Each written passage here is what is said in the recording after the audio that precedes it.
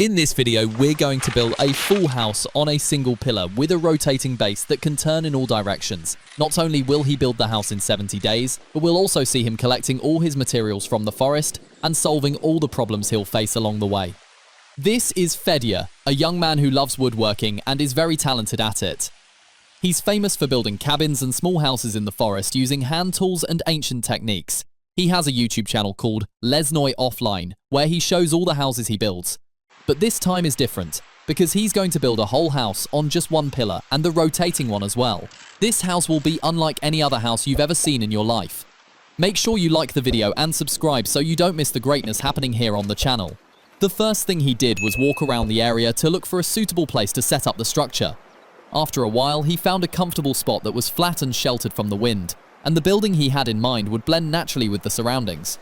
Without wasting time, he started pulling together all the materials he needed. Wooden boards, pallets, and pieces of wood in different shapes and sizes. He carefully stacked everything and organized the workspace around him to make the work easier and to see what he had. He also brought a large tree trunk he had prepared earlier, and this was the foundation on which he would build the house, so it had to be strong and solid. He began cleaning the trunk with a draw knife, scraping off the bark and any dirt. This was necessary so that the wood could breathe, wouldn't absorb too much moisture, and would resist insects. He lifted one end of the trunk and placed it on a raised stone so it wouldn't touch the ground. Then he placed dry branches and firewood underneath and lit a fire. He let the trunk burn from below to create a charcoal layer at the base, making it resistant to moisture and small organisms that could cause rot or eat into the wood. Meanwhile, he grabbed a shovel and started digging a hole for the foundation. A deep, wide hole, large enough to secure the pillar. The most important thing for him was to make sure the sides were firm so that when the trunk was set in, it would carry the whole house without tilting to one side. After the trunk had burned enough at the bottom, turning black and giving off the smell of charcoal, he was sure it was treated against decay.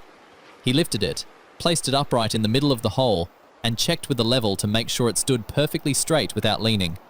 He started securing the trunk with clay, but not just by throwing it in. He carefully packed the clay, layer by layer around the pillar, so it would harden and stay solid. He also brought some large river stones of different sizes, carried them one by one, and threw them into the hole around the pillar, which made it even stronger and more stable. Then he moved on to the next stage, preparing the pillar for fixing the boards. He measured with a tape, marked the spot where he would make the opening in the pillar, and with a saw, cut a rectangular hole at the top. Since the spot was a bit high, he decided to build a temporary scaffold out of pallets and boards, so he could work more comfortably at the top. He started widening the opening with a chisel until it was just right. Then, he prepared the first board, measured the length, drew a straight line, and cut off the excess with a saw. He inserted the board into the opening and secured it manually first to make it stronger, then drilled a few small holes and nailed it in place. He installed another board on the opposite side in the same way. Then, he made openings in the boards he had installed so he could insert new boards that would connect both sides together. Each time he used the chisel to adjust the openings and joints. After that, he brought in a new board with the same measurements, inserted its ends into the openings, tied both sides together, nailed it in place, and reinforced it with extra nails just to be sure. Now he had a stable frame tied securely from both sides. To increase the strength, he added smaller boards that connected the larger ones together, making the frame even stronger. Then he prepared another board, made an opening in it, and cut the other end at the right angle so he could mount it at the bottom of the pillar. He fixed the board underneath and nailed it firmly. At every step, he made sure everything was solid and not shaky, because this frame would carry the entire house. After that, he moved on to a new stage, dismantling the wooden pallets to use their boards. He chose a sturdy pallet, laid it on the ground, and began dismantling it piece by piece with a hammer. He carefully lifted each board and separated it from the base without breaking it, so the wood would stay intact and easy to reuse later. Once he finished dismantling the boards, he immediately checked each one to make sure it didn't have nails. Any nail he found, he carefully removed, because even a single nail could damage the tools or cause problems later. When he was done, he stacked the clean boards in one pile and assessed the amount he had, which helped him know how much material was available and plan their use. Then he went back to the boards he had cut to the right length earlier and started fitting them into the openings he had prepared in the frame. He inserted 2 boards into each opening and secured them tightly with nails and extra nails for added strength. Since the boards were cut at precise angles, they fit together without gaps, creating a flat and connected surface. The frame now looked strong and neat, and this was a very important step in the project. After that, he took a new board and started carving openings in it for the moving parts. He cut the main pieces with a saw, then used a chisel to remove the wood from inside with precision, so the openings would be accurate and could fit the joints without any strain or pressure. He finished those boards and started installing the wheels. He mounted 4 wheels on each board and secured them with strong nails, driving them in tightly so the wheels could spin freely. After that, he fitted all those boards into their places in the openings, made sure they slotted in correctly, and fastened the joints with nails straight away. For extra support, he reinforced the frame with additional boards to strengthen the cross connections. When everything was tied together, he started laying the top surface of the mechanism, placing boards he had prepared earlier onto the base, closing the gaps, and securing each board with sturdy nails so it would be strong, level, and able to carry the weight of the structure.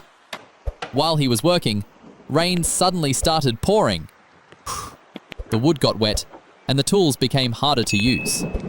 Quickly, he used a large rock as a temporary shelter and waited for the rain to stop. After a while, the weather calmed down and he went back to work.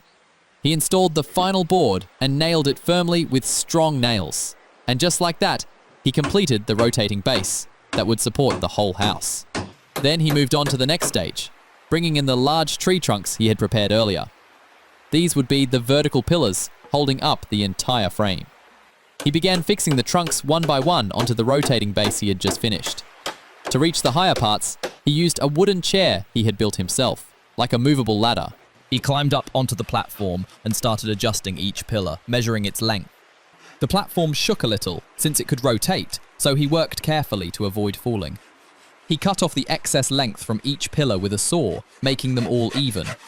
Then he brought in more boards, cut to the required lengths, and installed them as horizontal beams between the pillars. These beams connected the pillars together, preventing them from spreading apart or falling, and also helped distribute the load. To install the beams, he carved small grooves in the wood using a chisel and hammer, cutting carefully until they were precise. Then he placed the first beam into position and nailed it securely from both sides. He did the same with the second beam, fitting it into the grooves and fastening it tightly. After that, he began cutting new boards to the same size and drilling holes in them using a special template so they would all be identical and work as one system. Darkness started to fall while he was still working up top, so he decided to set up a temporary place to sleep until he could continue the next day. He brought some medium and large stones and placed them in 4 corners to form a base for an improvised bed. On top of the stones, he laid down some sturdy boards left over from the day's work. This structure worked as a temporary bed, simple but practical and reliable. He lit his cozy fire, and once the flames were steady, he spread out his sleeping mat on the boards. Something like a camping pad to protect him from the hard surface and the cold. With everything ready for the night, he prepared himself a cup of tea. The hot drink warmed him, calmed him, and helped him relax. He added a few logs to the fire to ensure warmth through the night. Finally, tired but satisfied and content with the day's progress, he lay down on his makeshift bed under the rock and fell asleep to the sound of crackling flames. The next morning, in the fresh air and peaceful atmosphere, he woke up and immediately checked that everything in the frame was still in place, making sure nothing had shifted overnight. He took the boards he had prepared earlier to use as crossbeams, lifted them up to the frame, and began placing them onto the supports one by one. He slotted each beam into the pre-cut grooves and hammered them firmly so the joints would be solid. Then he added a second layer of beams on top of the first, reinforcing the frame and giving it an extra level of strength. He nailed everything in place so that each element was firmly locked to the others. After that, he added 2 horizontal beams along the perimeter of the frame, giving the frame a final rectangular shape with clear lines and solid horizontal connections. He tightened all the joints well with the hammer. Once the base of the frame was completely ready, he brought new boards to cover the top section, which would become the roof. He started laying these boards horizontally, close together without leaving gaps or spaces. He adjusted the boards when necessary and nailed them in place immediately, making sure the surface stayed level. Board after board, he gradually covered the entire roof surface. Since the structure was a bit high, he built a handmade ladder to make it easier to work on top. He secured each step from both sides with strong nails and aligned them carefully to ensure the ladder was stable and safe. Once the ladder was finished, he placed it next to the frame and climbed up onto the roof. Then he moved on to installing the waterproofing material. He spread roofing felt evenly across the entire roof surface. He smoothed the edges to avoid folds and started securing the felt with nails. He paid extra attention to the corners and joints, fixing each edge properly so nothing would come loose. He gradually covered the whole roof area with the felt, providing effective protection against moisture and rain. After finishing the roof installation and making sure the rotating mechanism was working, he moved on to the next stage, forming the walls of the house.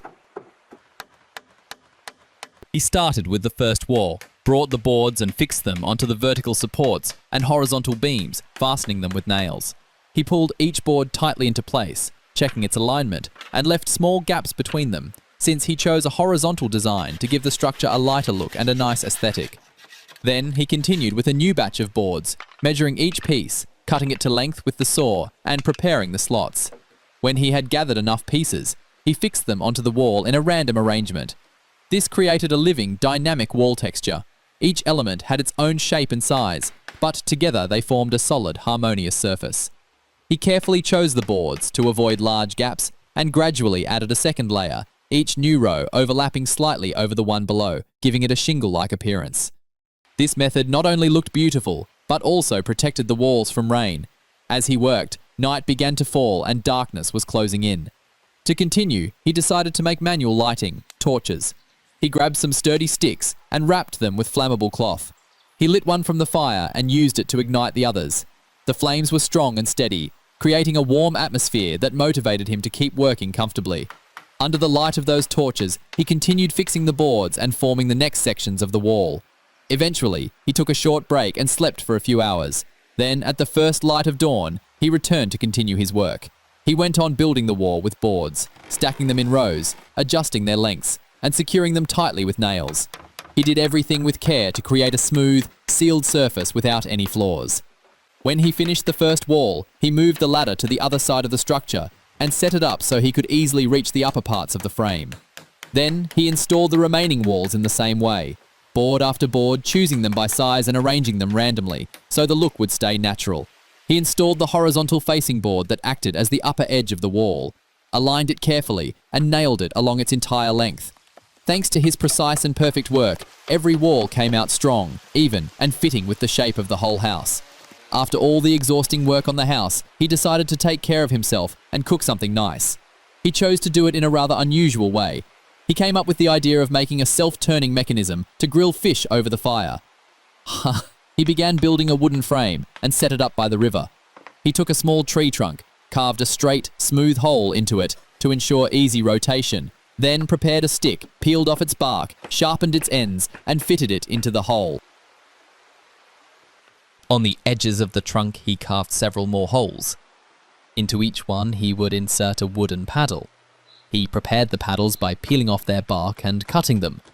At the end of each paddle, he split a small notch with an axe and inserted a thin piece of wood inside, so the paddle wouldn't split all the way. He tied it with string at the notch and repeated the process for each paddle. In the end, he had something like a paddle wheel that could rotate around a shaft. He mounted this wheel onto a wooden base he had prepared earlier by the river. That base secured the structure so it wouldn't move. He fixed the wheel firmly onto the base, then reinforced everything around it. He drove 2 vertical sticks into the ground and laid a horizontal beam across the top. From the wheel, he extended 2 rods toward the fire. He lit the fire, adding dry branches and wood chips, then larger logs until the flames took hold.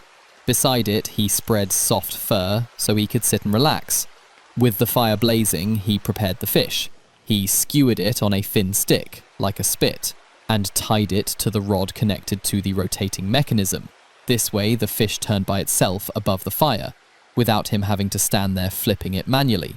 Everything worked automatically. At the same time, he placed a teapot on the fire and sat that comfortably, watching the fish slowly spin over the flames.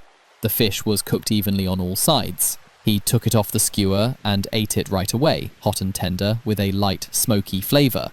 That meal was a real pleasure, after all the hard work in the wilderness. He went back to continue working on the rotating house. This time it was an important part. A cover and a ladder to make it easier to go up and down from the structure. He brought 2 strong wooden boards and carved identical holes in them with a chisel and hammer, carefully keeping the edges neat and smooth. After adjusting all the pieces, he attached the hinges to the wooden floor of the house, so the cover could open upward easily. He installed the ladder steps at equal distances. On the last step at the bottom, he drilled a small hole and passed a strong rope through it. He left the free end of the rope sticking out at the top. To complete it, he ran the rope through another hole in the floor of the house and fixed it so he could pull the ladder up and close it whenever he wanted. Then he made a cover for the opening in the floor. He placed wooden planks side by side and tied them with crossbars. He made a small hole in one of the planks and passed another rope through it, tied it tightly from the outside and cut off the extra length. That became a handle. He installed the cover with hinges so it could open upward and close back easily. After installing, he made sure everything was correct. No gaps, the opening sealed, and the overall look was neat and well done. With that, the main parts of the house were complete, and it was ready to start arranging inside for comfortable living. He began laying horizontal planks that would form the sleeping surface. He chose each plank by size, making sure there were no gaps between them and that everything was tight and level so it would be comfortable for sleeping. Then, he nailed the planks onto the base he had installed earlier. When the whole surface was finished, he placed a special sleeping mat on top. Everything fit perfectly, and the bed turned out flat and comfortable. Next, he moved on to the window. He placed thin wooden planks into the window opening and fixed them with small nails. While working, one plank fell out, so he went down to pick it up and continued. Then, with chisel and hammer, he made a small opening and installed a transparent plastic sheet to act as glass. He also added a handle to make it easy to open and close the window. He installed another plastic sheet with its own handle as well. Between the 2 windows, he added a thin wooden plank as a divider, so each window could open separately. The design looked neat, the light came in well, and everything worked perfectly. After that, he started making a foldable shelf. He marked the spot that needed cutting and used a saw to make cuts at the edges. Then he used an axe to clean it from the inside and carve a neat recess for the table. He brought another plank and installed it into the house. He fixed hinges to it and attached them to the wall. Now the plank was mounted on the wall so it could fold up and down when needed, to be used as a table, shelf, or holder. To keep the house warm, he decided to install a bazoika, a simple but very practical stove that both heats the place and can be used for cooking or making tea. He connected all the parts carefully, making sure there were no empty gaps and all joints were sealed properly. After finishing the assembly, he installed the chimney. For safety, he wrapped the opening around the pipe with special foil and covered the pipe itself where it went out through the wall. This was important for thermal insulation and to protect the wooden house from heat or fire. He also placed a metal kettle filled with water on top of the stove. While it heated, he prepared a cup with berry jam to sweeten it. As soon as the water boiled, he poured it into the cup and stirred, and the tea was ready.